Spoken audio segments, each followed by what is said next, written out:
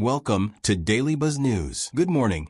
This is a developing story from the Madlanga Commission of Inquiry into criminality, political interference, and corruption in South Africa's criminal justice system. The Judiciary has issued a stark warning. Allegations of judicial misconduct aired at the Commission, specifically claims that 2.5 million rand was set aside to bribe a judge for bail in a high-profile murder case, could severely undermine public trust in the courts. Last Tuesday, Witness A, an organized crime investigator with the South African Police Service, testified that an informer revealed the bribe was intended to secure freedom for Katiso Molefe, an alleged underworld kingpin and murder suspect linked to the Big Five cartel. The testimony directly implicated Gauteng acting Judge President Aubrey Ledwaba, who presided over Molefe's successful bail appeal in June. Ledwaba has categorically denied receiving any payment, calling the claims baseless. In response, Chief Justice Mandisa Maya stated that while no formal sworn complaint has been lodged, halting immediate Judicial Service Commission probes, she has personally discussed special leave with Ledwaba pending the Commission's outcome. Ledwaba, however, refuses to step aside voluntarily and is seeking legal advice to appear before the Commission and set the record straight. The Judiciary Monitoring Group, Judges Matter, has urged Ledwaba to recuse himself from duties to protect the bench's independence. Spokesperson Beasley Benjamin emphasized that unproven allegations alone demand precautionary action to safeguard judicial integrity. As the Madlanga Commission continues, with more witnesses expected, questions swirl about systemic corruption in bail decisions and the influence of criminal networks on the courts. The Office of the Chief Justice reminds anyone with evidence of judicial wrongdoing to file complaints promptly with the Judicial Conduct Committee. Stay tuned for updates. This story is unfolding rapidly.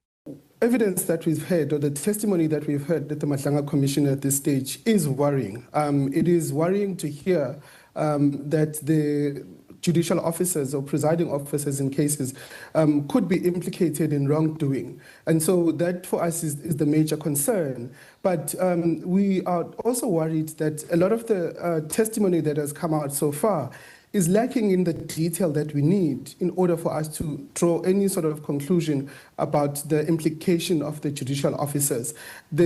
So far, what we've heard in the last week is that there are perceptions by the police about the conduct of a judge or magistrate in bail proceedings, and they are obviously dissatisfied with the outcome of those bail proceedings, but we don't have that detail that we need in order for us to say there is really a substantive complaint here, but at the same time we can't really dismiss them because they are quite serious and they are quite concerning.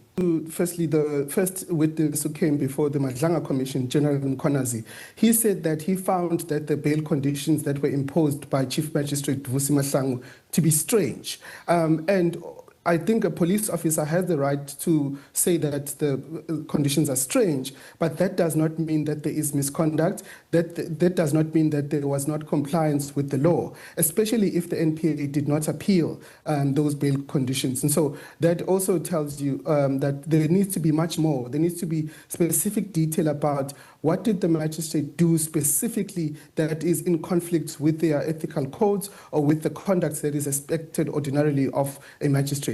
Similarly, in the case of Judge Ledwaba, we've heard a testimony that there was a 2.5 million bribe that was set aside.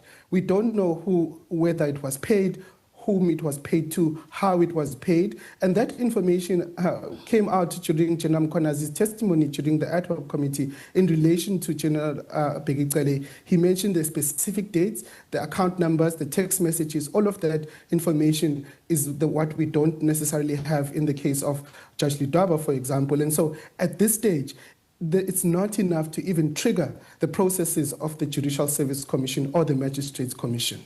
Thanks for watching.